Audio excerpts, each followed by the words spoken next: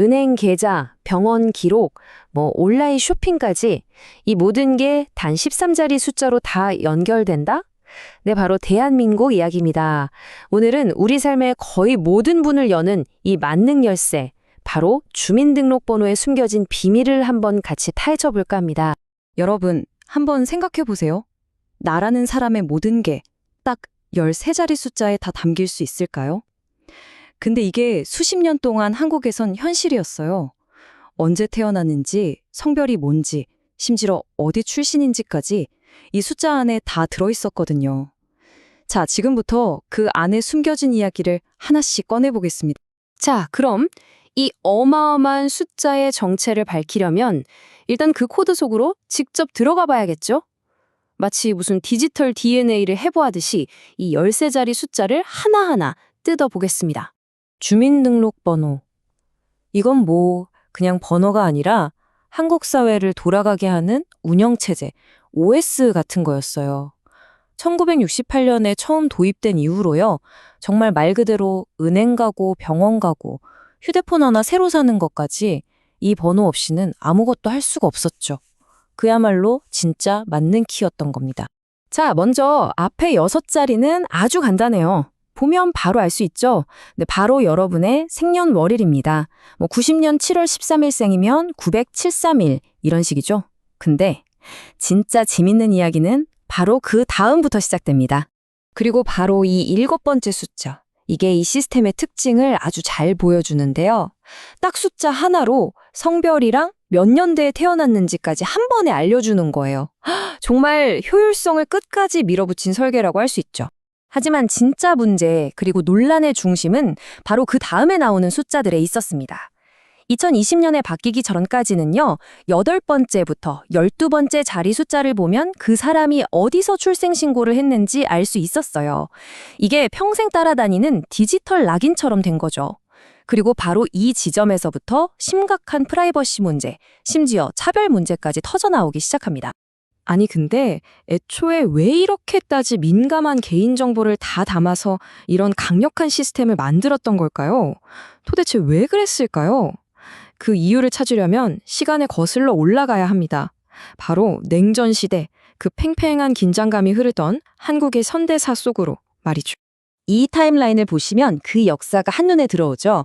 시작은 1968년, 북한 공비들이 청와대를 습격한 엄청난 사건 직후였어요. 간첩을 잡아야 한다는 국가 안보 때문에 국민 개개인을 식별할 방법이 필요했던 거죠. 그리고 1975년에 지금 우리가 아는 이 13자리 형태로 딱 자리를 잡게 됩니다.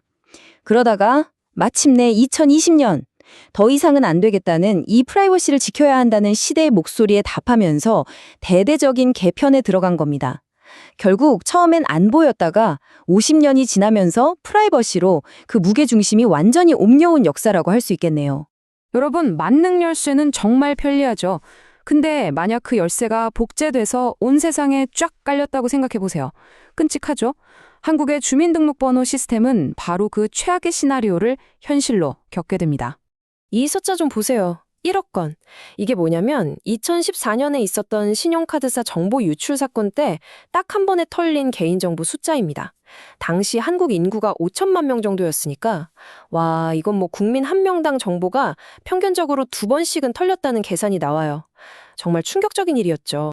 이런 대규모 유출 사고가 계속 터지니까 사람들 사이에서 자조 섞인 농담이 돌기 시작했어요. 야, 이제 한국에서 주민번호는 공공재야, 공공재. 이런 말이요. 이게 그냥 웃자고 하는 소리가 아니라 그만큼 시스템에 대한 신뢰가 바닥까지 떨어졌다는 걸 보여주는 씁쓸한 현실이었습니다. 도대체 뭐가 문제였을까요? 사실 문제점은 너무나 명확했습니다. 첫째, 너무 많은 정보가 이 번호 하나에 다 묶여 있었어요. 둘째, 번호 만드는 규칙이 너무 뻔해서 추측하기가 쉬웠고요. 셋째, 이 지역 번호가 출신 지역으로 사람을 차별하는 근거가 되기도 했죠.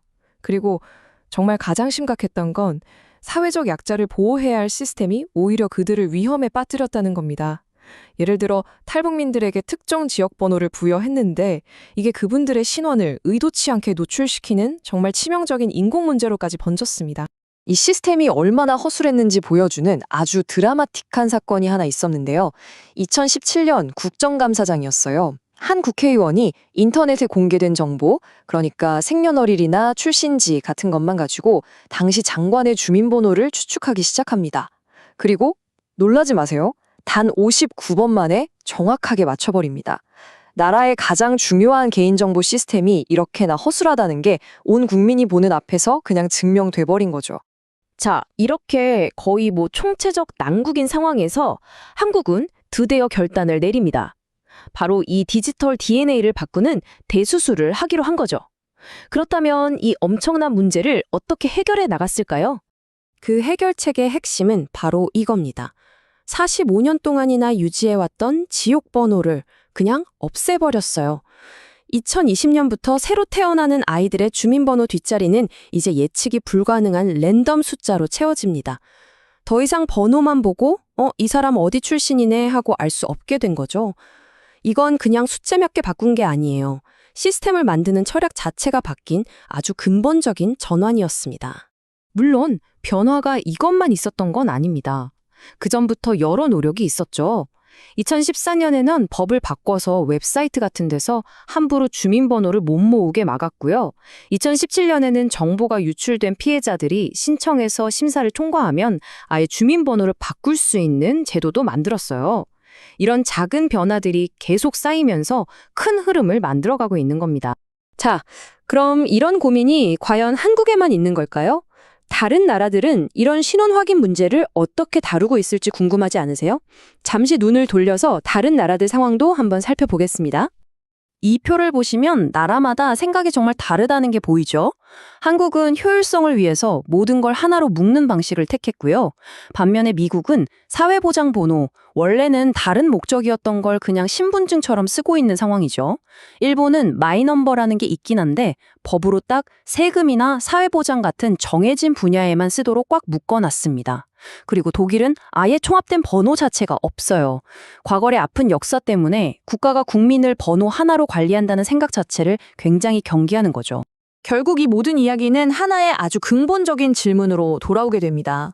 바로 행정의 효율성과 개인의 프라이버시, 이 둘 사이의 줄다리기죠.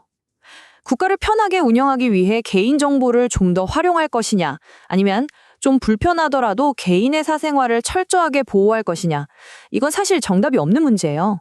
계속해서 그 중간에 균형점을 찾아가야 하는 영원한 딜레마 같은 거죠. 한국의 주민등록번호는 안보와 효율성이라는 시대적 필요 때문에 태어났다가 이제는 프라이버시라는 새로운 가치와 아주 치열하게 씨름하면서 변화하고 있습니다. 이 전체 이야기를 통해 우리는 결국 이런 질문을 스스로에게 던지게 되는 것 같아요. 편리함을 위해서 우리는 어디까지 우리의 정보를 내어줄 수 있을까? 효율성과 프라이버시, 이 양팔 저울 위에서 여러분이 생각하는 균형점은 어디쯤에 있나요?